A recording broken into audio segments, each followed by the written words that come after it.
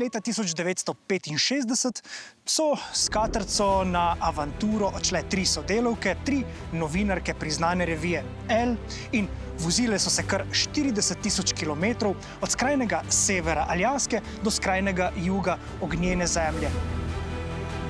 Katja, kaj praviš, če bi midve danes z novo Katrico se kar odpravila po Ameriki? Mislim, se jaz ne, da vama ne bi privoščil te avanture, vendarle 4 mesece in pol se voziti po Ameriki bi bilo fajn, ampak mi da z Lukatom bi vaja kar pogrešala.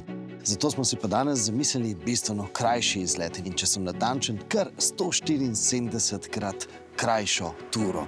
Danes bomo namreč prevozili 230 slovenskih kilometrov. Bomo pa Slovenijo prevozili po kar se da ravni črti in sicer navpični črti navzgor.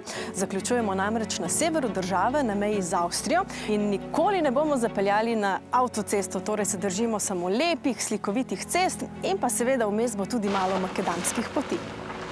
No, ko že omenjaš makadame, danes se vozimo s Katrcami. Spomnim se, ko sem bila majhna, je sosedova Mici imela Katrco in prav radi smo se vozili z njo. Čeprav ona jo je uporabljala, da so na njivi pobirali krompir, torej paše tudi nova Katrca čez drn in strn in po makadamu. Pa sej za to novo Katrco pravijo, da je nekakšen mali SUV.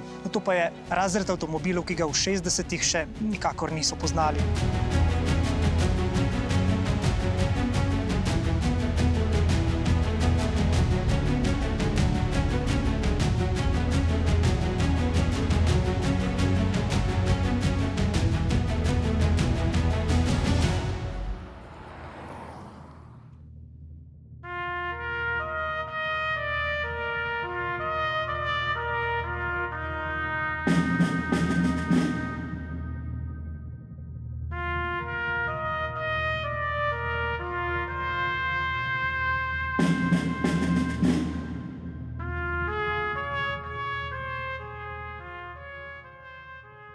V novomeškem IMV-ju naj bi hranili tudi milice. No, vsaj na prvi pogled res izgleda tako. Tu pa naj bi imeli tudi Katrco, ki so jo uporabljali v tisti kultni policijski akademiji Dolenjske milice. No, malce nostalgije na tiste čase bova obudila s gospodom Vojkom.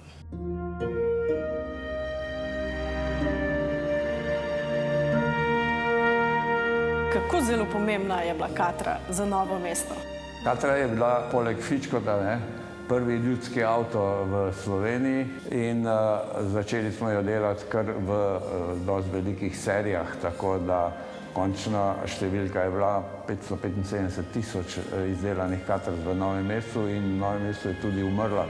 Zadnja Katra na svetu je bila pri nas narejena. To je najbolj popularen avto od prevažanja vina, ker Podgorci niso šli na morje, če ni šel 100-litrski vina v Katrco. Ogromno se jih je pa v tistem času gradilo hiše. Torej, v njo si naložil lahko 500 kg cementa, pa je lahko peljala. Tako da je bila za razonodo, za delo, za na polje, za v gost in pa za na počitnice. Je bila za tiste čase Katra drag avtomobil? Mislim, da z normalno plačo, kot sem jo jaz imel in kreditom, si je lahko marsikdo privoščil Katrco. Pa ste jo kdaj popravljali sami? Nikoli ni bilo potrebno. Enkrat res sem zamenjal s pomočjo enega mehanika, prijatelja, zavorne obloge na zadnjih kolesih. Spredaj ima tako diske GTL, kaj že. Rekla sva, da je prva zapeljala iz novomeškega IMV-ja pred malce več kot 50 leti. A se vi mogoče spomnite tega trenutka? Seveda, saj sem bil tehnolog od leta 1968 zaposlen v IMV-ju. 72. leta smo šli na izobraževanje v Belgijo, v Bruselj, v Vilvoorde, kjer so izdelovali Katrce v količinah, ki bi bile nam primerne. No in že 73. leta smo začeli s proizvodnjo. Kasneje pa čez 3 leta smo pa osvojili orodja, najprej za šasijo, za podvozje kasneje pa tudi za karoserijo. In ko so Francozi videli to našo katrco, ki ni imela več tečajev izven vrat, so takoj sklenili, da jo bojo odkupili tretjino naše proizvodnje. In to je bil prvi IMV-jski izvoz avtomobilov v tujino. In vidite, zaradi te lepe oblike katrce z novih orodij, seveda, je dočakala leto 1992. Zadnje katre smo naredili leta 1992. Jaz pa predlagam, da greva zdajle midva pogledat, kako izgleda nova katrca.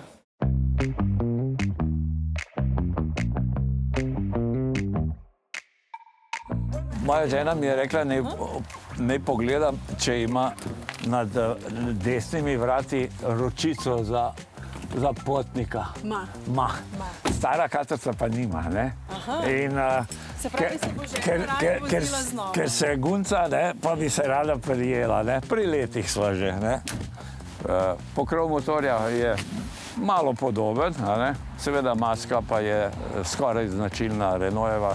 Odbijači črni so, seveda plastični, te so kovinski, in pa, kar me preseneča, je odprtina pri pokrovu prtljažnika, ne?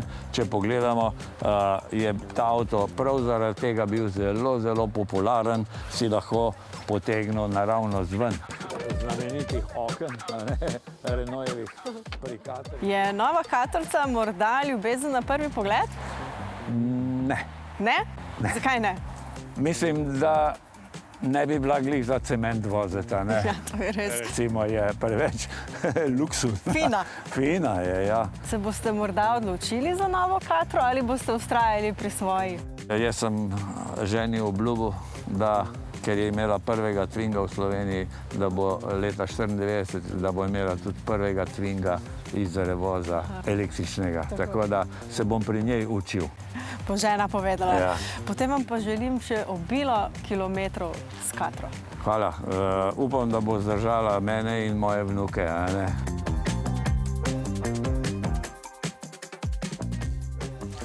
Kdo pa zdaj ta avto ven spravi? Kdo je dal to simpatično idejo? Mislim, da je bil Miha. Torej, voznika sva izbrala.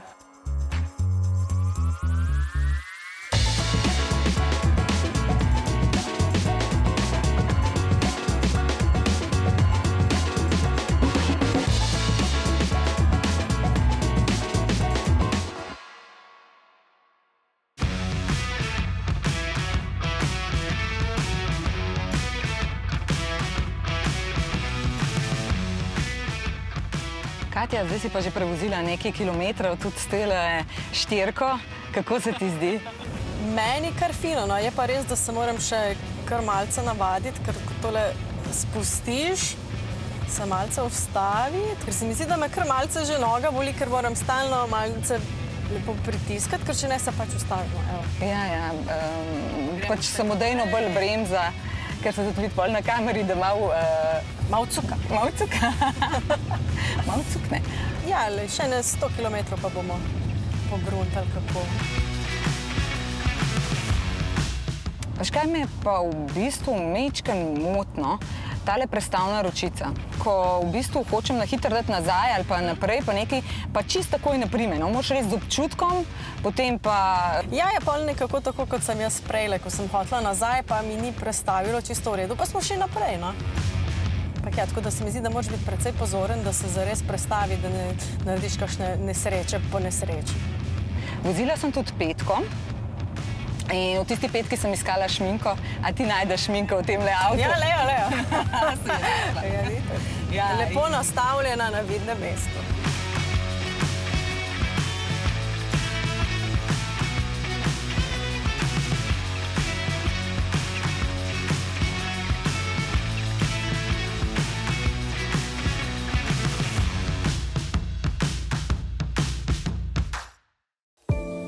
No, čas je seveda za naslednji postanek in pa čas je tudi za kosilo. In Martina in Katja sta rekli, da ne gresta naprej, dokler se malce ne ukrepčata.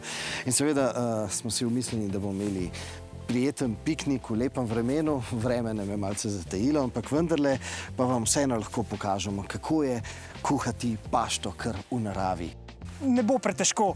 Katrca nam namreč ponuja tehnologijo V2L, torej omogoča napajanje zunanjih porabnikov. In ker imamo na razpolago kar 3,7 kW moči, lahko na njo priklopimo tudi kakšne malo zahtevnejše porabnike, naprimer takšen grelec vode ali pa takšen električni kuhalnik.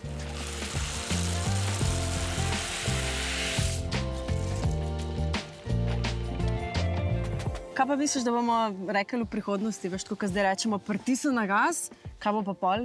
Ne vem, pritisni na štrom? Vse nekaj manjka, elektrika, tisto, veš, pritisnem na gas, meni vse nekaj dodatnega da, ne tisto. To je.